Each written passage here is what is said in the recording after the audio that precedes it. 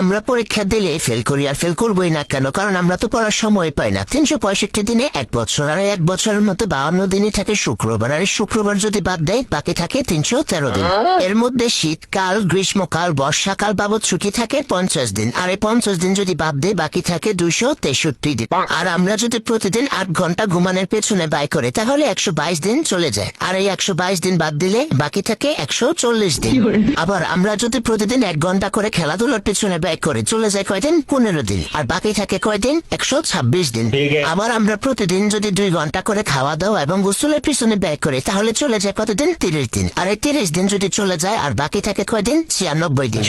আবার আমরা যদি প্রতিদিন 1 ঘন্টা করে কথা বলার পিছনে ব্যয় করে তাহলে চলে যায় কয়দিন? 15 দিন, আর এই 15 দিন চলে গেলে আর বাকি থাকে কতদিন? 89 দিন। আবার আমরা বছরে পরীক্ষা দেই 35 দিন, আর এই 35 দিন যদি বাদ দেয় তাহলে থাকি আর কতদিন? 46 দিন।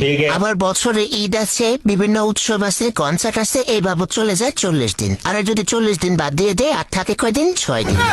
এর মধ্যে আমরা বছরে অসুস্থ থাকি কমপক্ষে 3 দিন, আর এই 3 দিন যদি বাদ দিয়ে দেয় আর থাকে কয়দিন? 3 দিন।